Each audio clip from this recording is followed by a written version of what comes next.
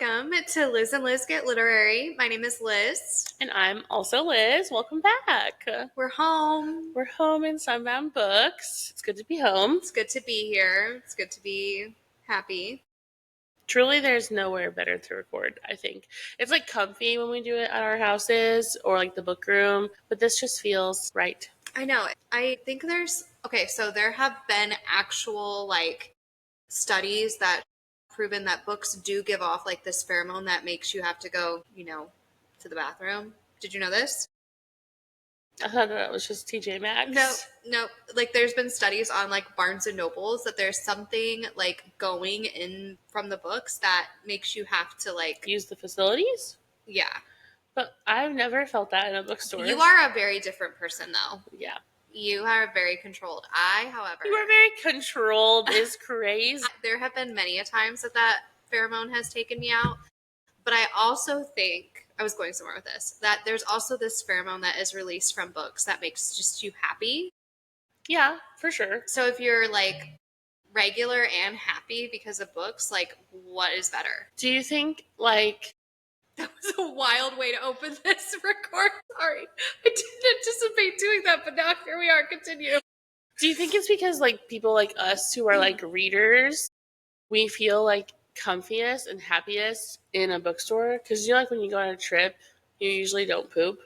Yeah. But when you get home, it's like you Bluetooth connect and your body just like knows where you are. Do you ever... because I've been thinking, do you ever have like okay, sometimes you and I do get some like social anxiety, and especially if we're like not with each other. And I literally just think about the books that are waiting for me at home, and I feel better. Like I literally just go, yeah. I'm like, oh, it's okay. I'll be back with those characters. I'm coming home. I was thinking about that the other day. That like they actually make me feel relaxed, knowing that I have like 1,700 books waiting for me at home to be read. Yeah, I could see that. I think that works. That counts. I think it counts. Yeah, I mean... And I think once you get relaxed... Maybe that's what it is. It's a science. I think it is. I actually have a Facebook status that I posted. This is wild. From a couple of years ago where I'm like, it's me. Hi, I'm the one doing it to the bathroom. I knew you. If you were my friend at that point, you would have unfriended me. So that's not true. I wouldn't have interacted with it. If my mom would have seen it, I'm like, oh, she got hacked. No, it's just Liz. My friend Caitlin texted me. She's like, "You're wild for that. That's you." And I was like, I had to admit it. At least you're bold enough and confident enough to admit that. I like that about you. Thanks. I mean, who am I trying to impress? No one. You guys now know. As someone who has tummy issues, when that happens, it's actually usually a good thing. So I'm happy for you. Thank you. Now that we can go to I'm glad that everyone knows now all of that about you. Here you go. So, anyways, we're back at Sunbound. We're back. It's good to be home. We have not recorded in Sunbound in so long, like since before Taylor owned her masters. Dependence Day. Which, like, okay, here's the thing. Everyone was like, oh, I can finally listen to Debut and Rep. So sorry. I've been listening to Debut and Rep the whole time, but the difference is I wasn't listening to the stolen versions if I had other options. So anytime there was a Taylor's version, that's what I was listening to. But now I could go back to the misogynist, Better Than Revenge. I was going to ask where you fall on that scale. Do you like Moth to the Flame or Mattress? I like Actress on a Mattress. Me too. Yeah, just because I'm a Paramore kid. Like, my middle school years were spent screaming the Riot album. So, Crush. Misery Business, like, my original internal misogynist Barbie was Hayley Williams. Yes. So when she toured for Taylor, did she play Crush? I know she was forced to do Misery Business. Yes. Yeah. God, top tier moment. I know. I think it was... because I watched every night of the entire Eras tour. And so I know they did like some stuff from the new album, which is great. Like I know every night they did C'est Comme Ça, which I love that song. And then they do All I Wanted, That's What You Get, Misery Business, Crush, Crush, Crush. Yeah. And then Emergency was like happened a couple times, which is crazy because that's from All We Know Is Falling, and she like never performs those anymore. She doesn't perform like even Riot really anymore. I know. And then there was a couple from Brand New Eyes, I think. Actually, no. I don't think she did any from Brand New Eyes. I think. And then there was like 2 from the, I forget what, Rose Colored Glasses. What is that album name? That Pink album? Where it's like Ain't It Fun, Rose Colored Boy, Caught in the Middle. Let me go to my Apple Music. I love those songs. So yeah, I prefer Actress on a Mattress. Period. What is the album? It's literally just Paramore. Oh yeah, that was the rebrand. It's a great song. Yeah, so that was fun. Decode. Oh my gosh. Oh my gosh. Decode, and also, what was that other song that was on New Moon or Eclipse? That wasn't. Decode was on New Moon. Yeah, but there was another one that was Paramore that like totally no one ever paid attention to, but it was just as good. I can't remember. Let's look. I can tell you. I need to know. Yeah. I don't know if they're on there though. Well, let's look up New Moon. I'm just Googling Paramore songs. Twilight. I caught myself.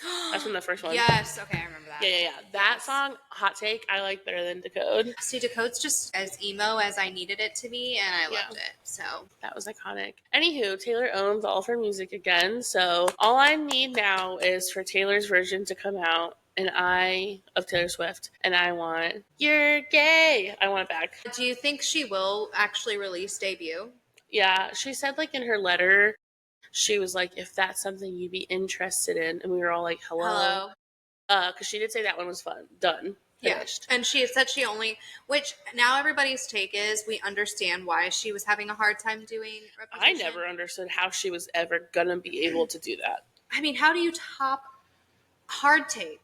I think that is her best vocal album, personally. Like, Don't Blame Me, Alone.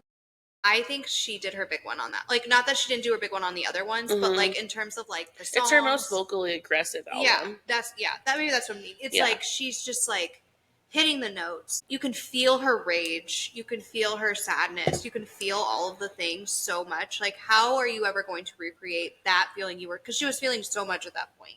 Yeah. And additionally, as someone who got Call It What You Want as a surprise song, she did not want to sing that song ever again, post Joe. And I don't blame her. Because how am I supposed to say, I want to wear his initial. No. Knowing how he is. And also trust him like a brother. Like, Joe, I feel like really, I tend to hate him the most. Yeah, because of the longevity of it. Yeah, like you really wasted her time for 6 years. And it sounds, from her songs, what I thought the other day is, it sounds like he gave her just enough breadcrumbs to keep her while grooming her to not even realize they were breadcrumbs. You know what I mean? Exactly. And he made his mental illness her problem. Yeah. Yeah, like the one I think about is Paper Rings, like putting a paper ring on. Or no. There was this one song where she talks about how he took her ring off her finger and put it on the one. And which people think that song is about Maddie Healy, but I think it's about Joe. I think it's about Joe. I feel like the Midnight's album. Yeah, was it from a Midnight's? That's TTPD. It's the Torture Post Department. The song. Okay, yeah, you're right. Which, I mean, obviously, Tattooed Golden Retriever is about Maddie Healy, but I think she mixed them up all through that. Because those were her two big, like her big relationship and then her rebounds / second chance. Yeah. Not her tropes. So I cannot wait for the album but like Travis era. Oh my gosh. TS12 is going to be slutty. Those wedding photos. And I just have to say, first of all, I'm not agreeing with people taking pictures of her at the wedding when she's just to be enjoying herself. But she posed for so many. She posed. And also, it was really good for us to see her happy. Yeah, and like natural hair. She did her own makeup. That was like a less than $1,000 dress. Like she was wearing regular ass like cork heels. Like she looked like a girl's girl. And she's like, just vibing with Travis, vibing with the friends, like just like because I had texted my cousin Josie and I was like, "Did you see her, whatever?" And she was like, "I was glad to see her with Travis because I was worried they'd broken up." And I was like, "What?" Personally, well, they've been at restaurants like off and on. Yeah. I said, well, personally, I'm just happy to see her happy because I feel like that friend breakup was rough. Additionally, I haven't seen her look that happy since the Blake stuff started happening. In general, maybe pre-friend breakup, like all the drama that's been occurring, I just haven't seen her look that happy in a long time. I mean, we've said before that friendship breakups are, in my opinion, are harder than relationships. Depending on the situation, I 1000% agree. Did you see that the lawsuit got dropped, dismissed? How do you feel? All of them. On All his of the end different entanglements. or her end? All of it. So the whole thing is done. Uh-huh. So they threw out, they dismissed the one that he did against the New York Times or some publication that he was suing. They threw that one out too. So she doesn't have anything against him anymore. And he doesn't have anything against her. So here's my thing. So basically it's a wash. It was a waste of time. What it tells me, this is because I saw an article where it was like, she feels vindicated, she feels, and I'm like, why? Because if the judge believed you, he wouldn't have thrown your shit out. True. And Justin was just responding and then also saying, well, actually, you did this. So I personally feel that it just shows that both of them were doing shit. Yeah. And Blake tried to weaponize it. I think she tried to get ahead of something, like from a marketing standpoint, like to market herself in a better light. So she just like went full on and like did way too much. And like it backfired. And ended up looking like the way she looks. Yeah. Because I was like, I don't feel these getting dismissed helped her image. No. It's basically saying you lied. Yeah. Or exaggerated. You lied. I'm never going to say I don't believe a woman, but I think she, for sure, at a bare minimum, exaggerated. Yeah. And I think he did too much to try and prove all of that. And so it was just this big circus that the judge was like, I'm done. Yeah, we're done with this. Yeah. We're wasting our time. Your time, my time, our time. People are dying, Kim. You guys are just trying to bring each other down, and we're not going to. This is wasting the government's time and money. Yeah. So I was wondering what you thought about that. Not that we can talk about it anyway, but I know, right? We're not even like experts, but right. I mean, if you ask me, I'm an expert in all things celebrity court trials. I find them to be amazing. Do you think she'll drop any of her cease and desists against people that are in the social media networking? No, because she's obsessed with her image recovery. And things just keep coming out. Did you see, like, someone said she lied about that 90s party? Mm-hmm. I was like, what the fuck? Like, she's why? wild. And that was the girl from Sisterhood of the Traveling Pants, Amber Tamblyn. It was her birthday party. I don't understand. And Crazy. Like, she just thinks people are going to go along with it. Because she's Blake Lively. Crazy. Anyways, that was Celebrity Corner. We haven't talked in like 3 hours, and so stuff has come out there. We actually talked like 20 minutes before you got here. You need an Alani. That's the typical phone call that occurs. Yes, and we did get our Alanis today. Yay. Cheers. Both of us having flavors that we've never had before. Really good. Not the crisp. Not the influencer claws. I need to get my claws done. Yeah. Next Monday. Look how long that one is. It looks so cute though. They are. I like that because it's the same color. You can't really tell how much they're grown out. But I feel like that's kind of why everyone loves to do nude, because you can go 5-6 weeks and nothing happens. I hate this length though. I feel like I have. Wait, speaking of, I got to continue the celebrity corner for a minute. I don't know how I ended up here. Have you seen the fingers conspiracy of celebrity conspiracy fingers? So Celebrity conspiracy fingers is crazy. So no. I'm going to say two people. So Khloe Kardashian and Cynthia Erivo. They show like their hands pre-fame post, and they get longer and more like disjointed almost. It's wild. They're very skinny and thin, and they look just not natural at all, which could be Photoshop, but I've seen these photos of Khloe's fingers before. Well, and so what they're saying is it's like there's this ritual essentially where you get then replaced, and I know how you feel about conspiracies. I don't think it's that replacement ritual is, this is not at you, this is at the conspiracy people. The replacement ritual conspiracy is tired. You don't think it's happening? No. I am not above subscribing to the like embarrassment rituals and like paying certain people to do certain things in a certain light type of shit. But like replacing a person who cares?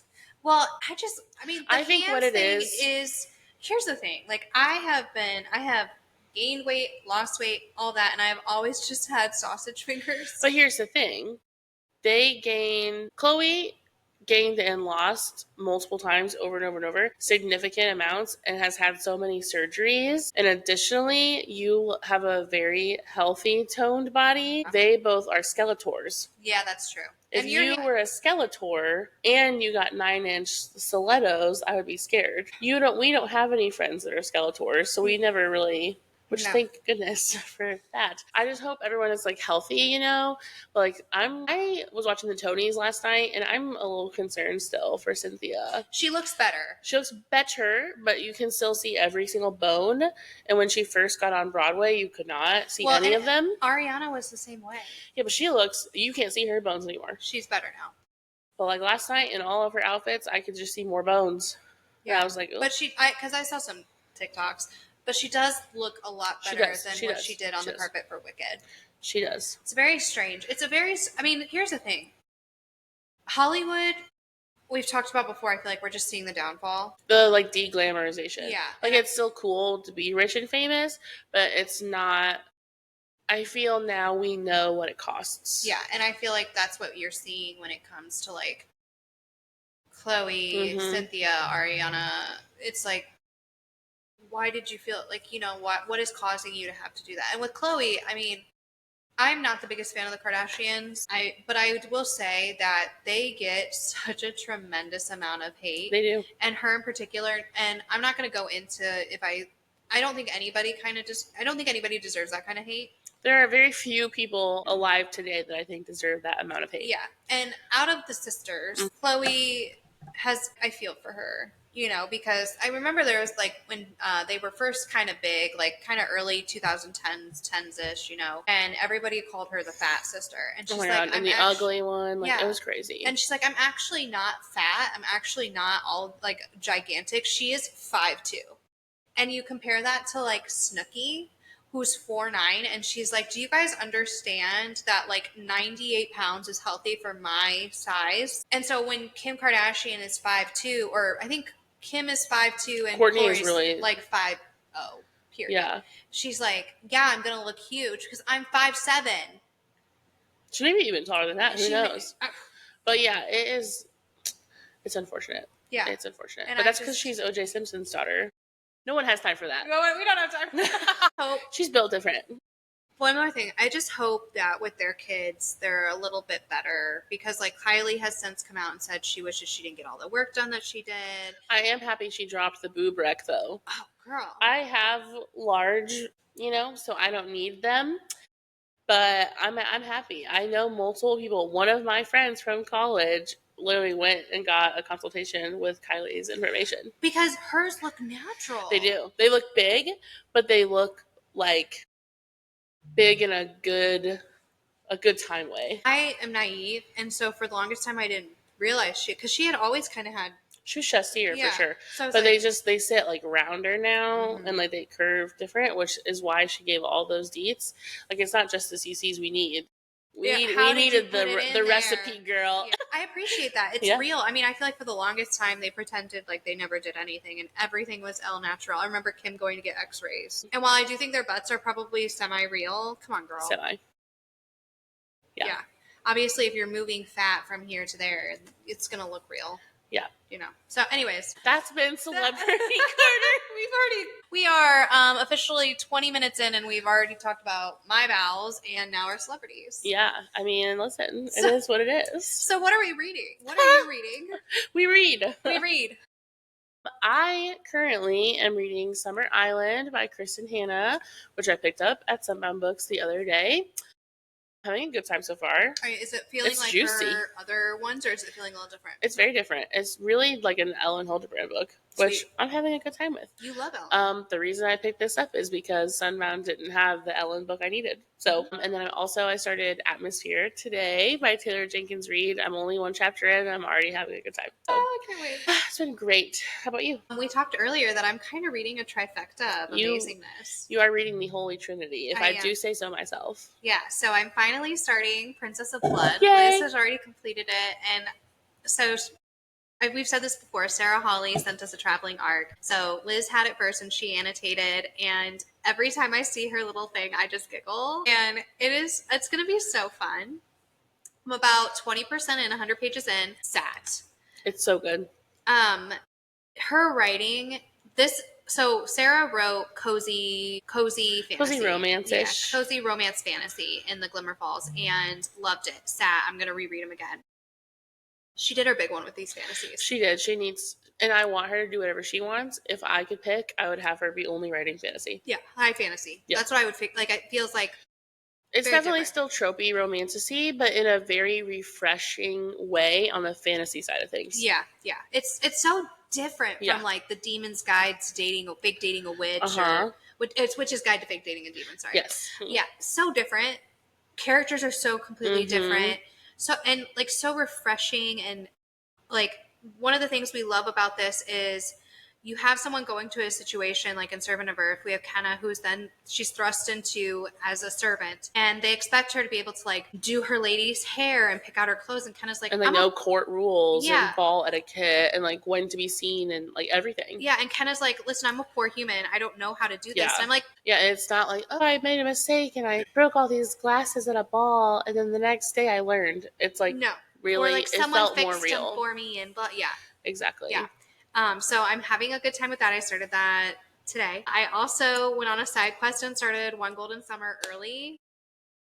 You just couldn't wait anymore. I could not wait. And it's worth it. It's her best work as well. We were talking in our BRBT group chat we have in Geneva, and everyone was just talking about it. And okay, so actually I was going to ask you this. Tell me. So Every Summer After is the prequel to One Golden Summer. The main issue in Every Summer After, do you think you could have gotten over that? No. Okay, me either. I just wondered if I was crazy. No. I couldn't have. Every Summer After has been out for long enough now, so we're going to do like a very, very, very basic, gentle spoiler. There's a cheating trope. I could not get over that. Not in the way that it happened, and not in the how that it happened. And not with the who it happened with. Right. Yeah. And honestly, like, I felt that the guy needed to be broken up with, period. Agreed. But I'm sorry, in no way, shape, or form should. Yeah. So, anyways, One Golden Summer picks up in the same universe, and I'm interested. Yeah, I'm interested to see. I'm 20% into that as well. So we haven't brought up anything that refers back to Every Summer After just yet. There's been little things. Are you not complete and total like sat for Charlie already? When she goes, whoa, I was like, sat. Like conversation 1. I'm excited for his redemption. Yeah, because I do feel he needs to be redeemed a little bit. Yeah, and you'll get it. Good. You'll see it. And I don't know. We're finally warming up.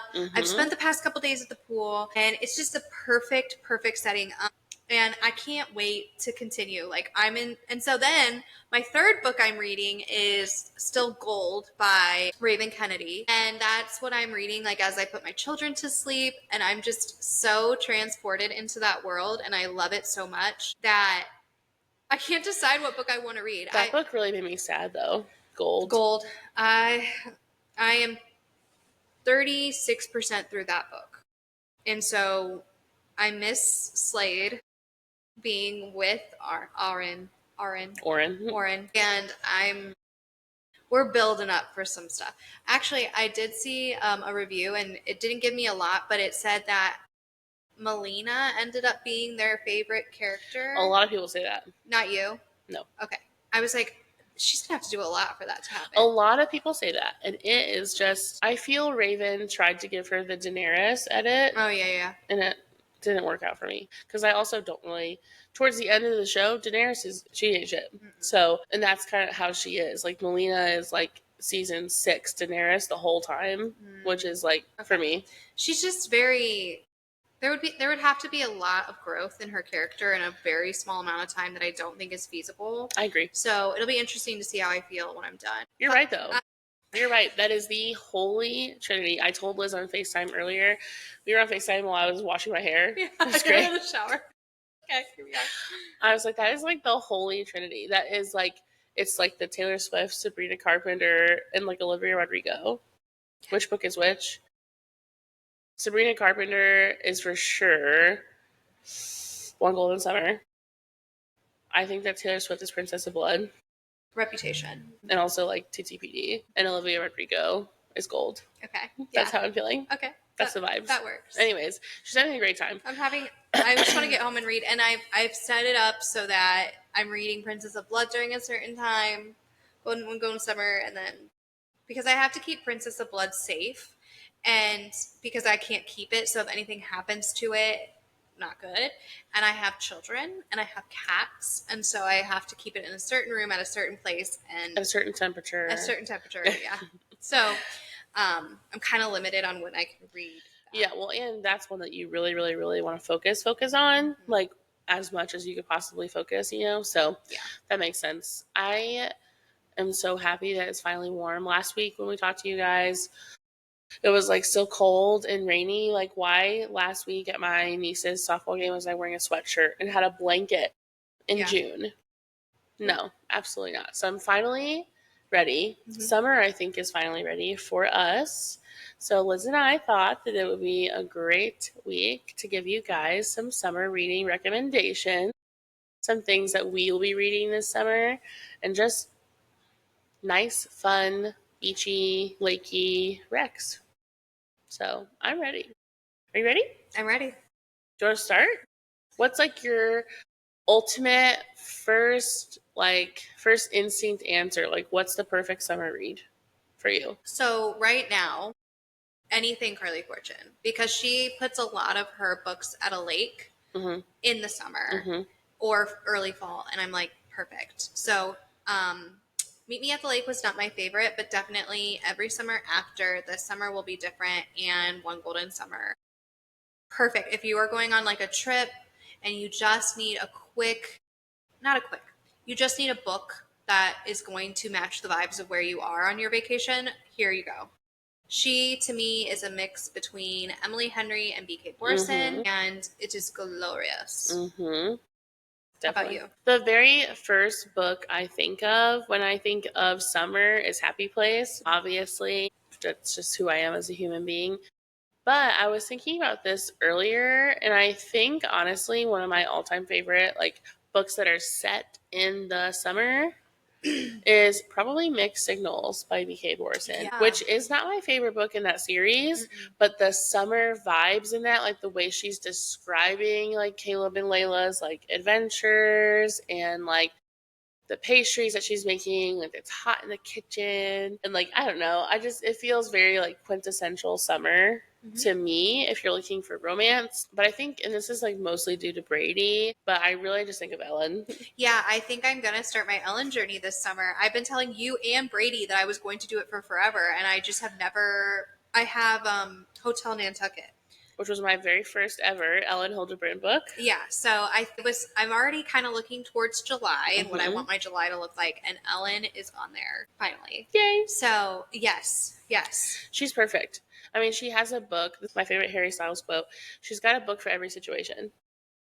Ellen Hildebrand. She does. It literally, she's got like scandalous marriage vibes, family drama, like young spring flings, like family, I don't know, like kid drama.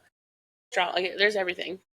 Money laundering. She's got it all. Money laundering. Perfect. Casual. That's exactly what I want to do this summer. Also, I would say Lila Sage, Done and Dusted, Lost and Lassoed vibes. Yep. Because I do feel like, I can't remember, were Ada and Wes in the fall more?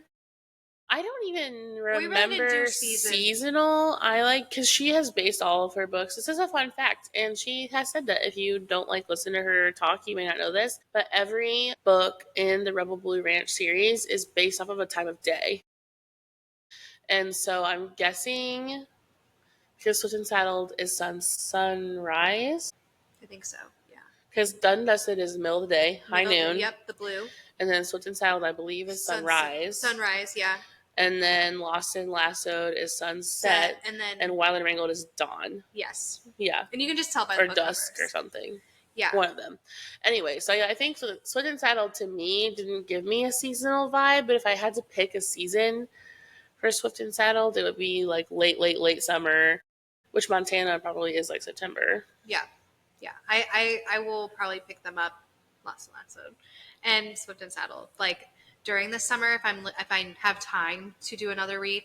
Also, though, Elsie Silver's Rose Hill series would be a good, fun summer read. Those are all summer vibes to me. Yeah, they are. I think the only one that is more like late summer, early fall to me would be Wild Love because they have the blanket. Yeah, that's true. They do. So those would also be really fun books to pick up as well when I think of summer. I think so. I think what I really need to do is get into the Chestnut Spring series. I've been missing Cowboys. We need to try it out for sure. What I think we should do, though, maybe together in July, since we both gave Shield of Sparrows 5 stars, I'm wondering if we need to do Crossroads by Daphne Perry. I'm pretty sure that's a cowboy romance series. Let's do it. I loved Shield of Sparrows. It was so phenomenal. It was so phenomenal. So I want to get into more by Daphne Perry for sure. Someone that Liz and I definitely love and is for sure every single book is the summer vibe is Annabelle Monaghan. Yes. Every book. Specifically, my personal favorites are Summer Romance and It's a Love Story, but they are all good. I have no complaints about literally a single one of them. They are all just like so perfectly summer and like wholesome, but still like spicy a little. They're good. Yeah. I will also reference back to what I said at the beginning of the episode. Sarah Hawley's Witch's Guide to Fake Dating a Demon. The witch is like an earth witch, and so she's always doing flowers. That would be a really fun one to read in the summer, too. That whole series would be a fun summer adventure. It is. It's very cozy and wholesome, and it's just a lot of fun. I would definitely recommend that, too. That would be, a really good idea. And if you're putting it off and you want to read it, Great Big Beautiful Life does take place in the summer. Yes. Doesn't Book Lovers as well? Yes. Book Lovers would be another one of Emily Henry's I would read during the summer. The only reason I didn't say Beach Read, which is like my second favorite, I think, by her. Well, no. Now it's my third. Is because that's like the dead of winter. Yeah. So. Yeah. What about People We Meet on Vacation? That is the dead of summer. It's just my least favorite one by her. But you have to understand. You have to understand. It is like a super time jump. It starts back to like when they very first met, and then it's present, and then it's this vacation, and then it's this vacation, and then it's just too much for me. And I just feel that Alex voted for Trump, and I also feel that he just doesn't give me Emily Henry. He's not one of her men. Yeah, I can see that. He's just not for me. Okay, that's fair. But Poppy is for me, and I hope that the movie is everything. So, can't wait. And did you see Rose Hill got picked up too? I did see that. Yeah, I saw that. I was like, dang, we're getting all of them. If they all come to fruition. I know. Because, I mean, Fourth Wing's been picked up for how long now? And we haven't seen a thing. Not one thing. But that one guy who everyone wants to play Zayden is definitely catfishing us online. I would too. He's been like spotted by paparazzi reading Fourth Wing in the airport. He's doing that on purpose. Or it's really him. Or he's studying. He's studying it up. I'm trying to think. Okay, so what were the other ones? Deep End by Allie Hazelwood would be a fun one, as well as Love Theoretically, which every chapter of that is based off a Taylor Swift song. I read that in the summer for the first time, and I had a great time. A great time. I mean, one of my top tier books. It's so good. Loved that book. So Allie would definitely be a good summer read for sure. Maybe not Problematic Summer Romance. Not the one that actually has summer in it, but the rest of them. Yeah. Anything Taylor Jenkins Reid. If you're not a romance like heavy person, like you don't like spice and you don't want like all the dating tropes, I would always say TJR. Every book by her is so good. If you're looking for summer vibes, I think the best would be Carrie Soto Is Back, the tennis one. It's so good. And Daisy Jones and the Six. That's nothing but summer energy. If you're looking for YA, Kiss Now, Lie Later by C.W. Farnsworth. This is a soccer football, but there's a lot of summer vibes in this. True.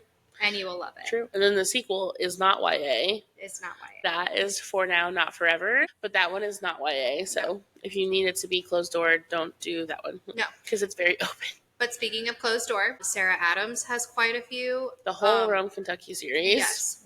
Practice Makes Perfect and Big Borrower Steal are the two that I think of, specifically Big Borrower Steal, because she's like out on summer break. Yeah, and her hair is all humid and curly. Yep. Yeah. Slay. Those two are my favorites by her anyways. Me too. I love the rule book, but those two just really do it for me. I like the rule book to me is in a different category. It's just, it's because it's so different from her other books. So yeah, that makes a lot of sense. Okay. Also, I'm gonna jump on this train. I've only read one book, but the Mile High series I think would be a really good because they're quick, they're spicy. That is so bold of you. I know, but You've only read one. I know, but everyone says. Wait, are they even in the summer? They're on ice. No, yes, because the first one, yes, is ice. The rest are baseball, and then rewind it back. I think it's to hockey again. Oh, it's more than one sport? Yes.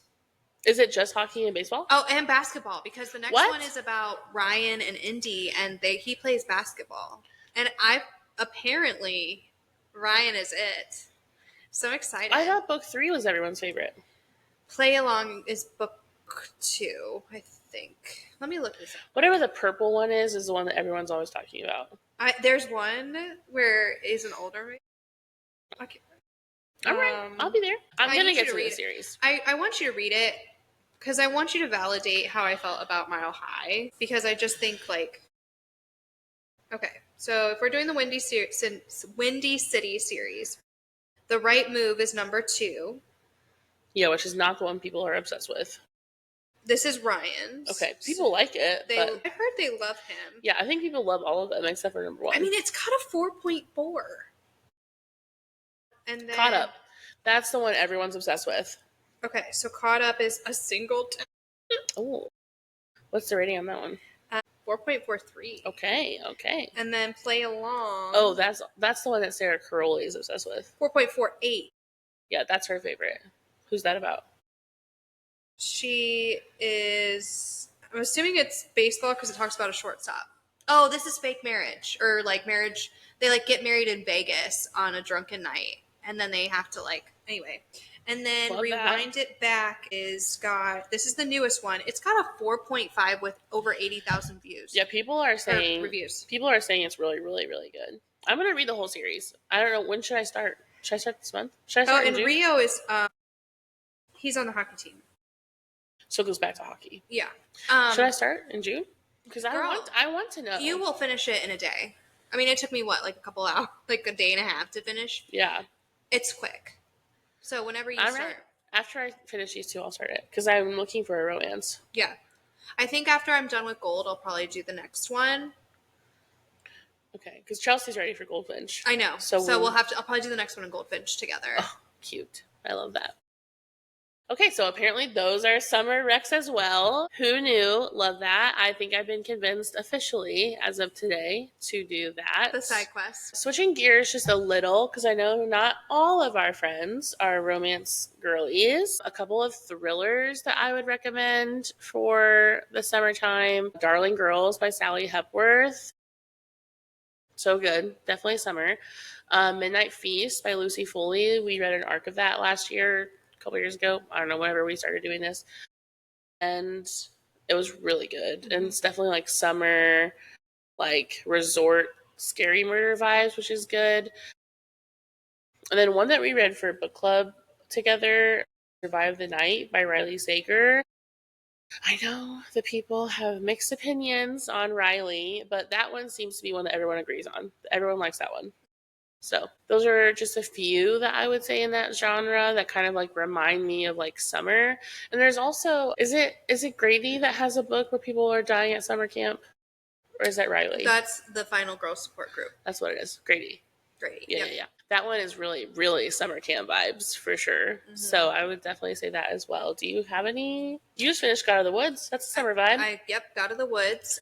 I will also always plug the In Death series because they're quick murder mystery. A lot of them are hardcover, so you can take them to the beach and they won't get... So fun for vacation. Yes. I've read most of them at the pool. Those are my go-to in the summer, and I will probably, like, I don't really have a ton. I read Pretty Girls for the first time by Karen Slaughter in the summer, so that feels like a summer book to me. But that is a really intense pool read, so it's... Don't take it in public. Yeah, I mean... Well, okay. You will Don't get a lot of take it in people who will public come up without to you and checking say... your content. Yeah. Yeah. If you're not going to be well. Yeah. That would probably be... The Maid would be a nice pool read. That would be fun. I do not know why. Gives me winter energy. It does. But like we just read it in the springish summer and it was great, obviously. Mm-hmm. But for some reason it's giving me winter vibes. Mm-hmm. I don't know. Do books have seasons for you? Because yes. I feel like they all have seasons for me. Yeah, like there's one, the Crescent Moon Tea Room, I think is what it's called. Yeah, I think so. That's like, I need to read it in the fall. Yeah, like I won't read it otherwise. Shark Heart would be a really good one if you it's not mystery thriller, but if you want for like a literary fiction, Shark Heart and The Unmaking of June Farrow, those would be really good summer vibes. Oh my gosh, The Wedding People. The Wedding People. That was the perfect summer book. And The Favorites would do well in summer too. Yeah. Well, I know I already said Ellen Hildebrand, but I'm going to circle back. The perfect summer read, in my opinion, for people who like any genre, is The 5-Star Weekend by Ellen Hildebrand. And I just saw it's getting picked up to be a show, and they're already filming, and Ellen is executive producing. Good for her. That's amazing. Yeah, so I'm very excited about that. That book was everything to me. I gobbled it up so fast. I still actively think about like all the twists and all the gossip. It's really good. It's like grown up Sisterhood of the Traveling Pants. I can't wait. For sure. What else do I have on here? Additionally, another YA that I would highly suggest to read in the summer is the Cruel Prince trilogy. A lot of that takes place outside. There is some summer vibes to it. I would read that in the summer no matter what. So that would be a really good trilogy for a YA lover to pick up during the sun. Yeah, before we move on from YA, I would also love to throw out, as per usual, Once Upon a Broken Heart and Carval by Stephanie Garber. Those, you can eat those books up so fast. They're completed series, so you don't have to wait. You can take the whole trilogy of either one on a trip and read it in one weekend if you're like a fast reader. Also, Wings of Starlight by Allison Saft. I still have to read that. So you can read this summer. Perfect. Also has summer vibes. Part of it takes place in the summer port or whatever, so you will definitely feel the vibes there as well. So, a book that does take place in summer that is absolutely everything to me is a very hot topic right now. Conditions of Will by Jessica Hastings. I'm reading that next month. That's one of them. Yep, that book takes place in the summer in the South, and it is one of the most iconic books I've ever read. I cannot wait. Oh, I cannot wait. It is my favorite Jessica Hastings book now. I got so excited because our online book club wants to read Magnolia Parks together too, and we're currently doing Hunger Games. Yep. And then we're going to be doing Magnolia Parks, but one of the things that everyone keeps shouting who has read it is how good Conditions of Will is. And so I've like moved it up. Like I'm already starting my July TBR because everybody keeps talking about these books. I'm like, I have to know. My FOMO is just too big. Yeah. So I'm excited to read that one too. I agree for sure. Additionally, something I have not read, so I'm not like personally endorsing this, but like it's going everywhere online right now, is the Heartstopper series. I really want to read those. And I think those are like set in the summer, right? I have not read them yet. I think they are though. I think they're at school, so it's not summer. I'm sure there's one for like every season.